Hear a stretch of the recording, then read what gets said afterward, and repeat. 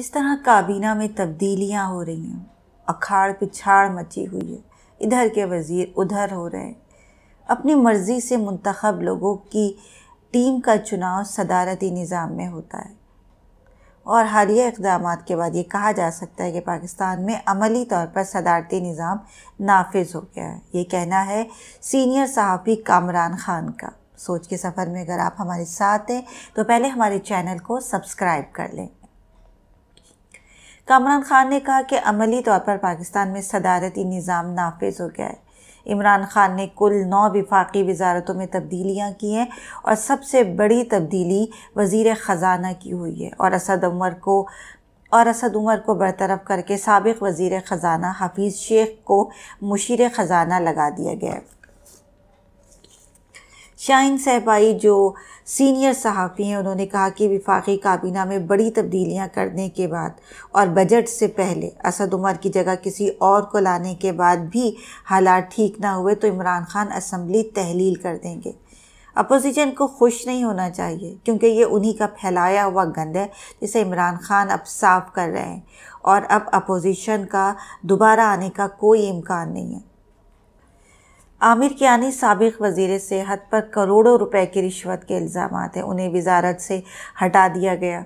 आमिर कियानी की करप्शन की फ़ाइल वज़ीर आज़म को भेजी गई। उन्होंने अक़रबा परवरी के नए रिकॉर्ड बनाए, दोस्तों अजीज़ों रिश्तेदारों को खूब नवाजा। दवाओं की कीमत में इजाफा भी आमिर कियानी को ले डूबा। दवाओं की कीमत में 50 से 150% तक इजाफा किया गया। सीनियर सहाफ़ी हामिद मीर ने बताया कि पाकिस्तान तहरीक इंसाफ पंजाब में तब्दीली पर भी गौर कर रही है और इसमें देर की वजह उस्मान बिज़दार के बाद किसे लाया जाए इस पर इत्तेफाक का ना होना है। इसमें मुश्किल हो रही है और इस बात का इंतज़ार करने के बजाय कि उस्मान बिज़दार कभी ना कभी तो डिलीवर करना शुरू कर देंगे, अब ये सोचा जा रहा है कि बेहतर है कि इनके मुतबादिल कोई ऐसा शख्स लाया जाए जिसे तजर्बा हो।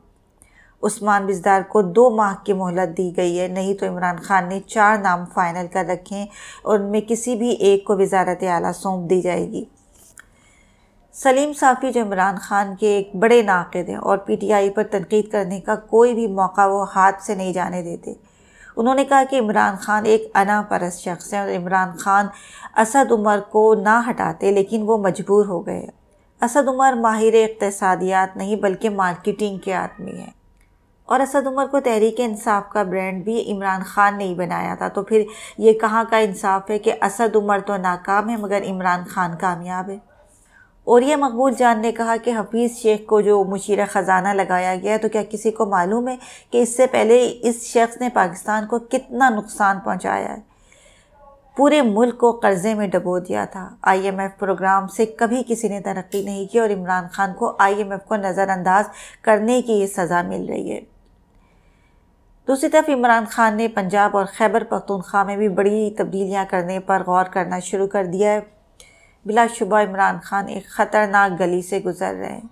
लोगों के उनसे ख्वाब हैं और उनके लोगों से वादे हैं। अगर कोई इमरान खान के बुक्स में मुब्तला है और ये सोचता है कि ये शख्स नाकाम हो जाए चाहे मुल्क जाए भाड़ में, तो दुआ है कि अल्लाह उसे कामयाब करे और हुक्मरान को दुरुस्त और बर वक्त फ़ैसले की तौफीक दे। मगर ये होगा कैसे?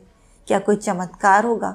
आप क्या कहते हैं? अपनी राय ज़रूर दें, कमेंट्स करें, चैनल को लाइक करें, सब्सक्राइब करें और बेल आइकन पर भी क्लिक करें ताकि हमारी नई आने वाली वीडियो की नोटिफिकेशन आप तक पहुंचती रहे।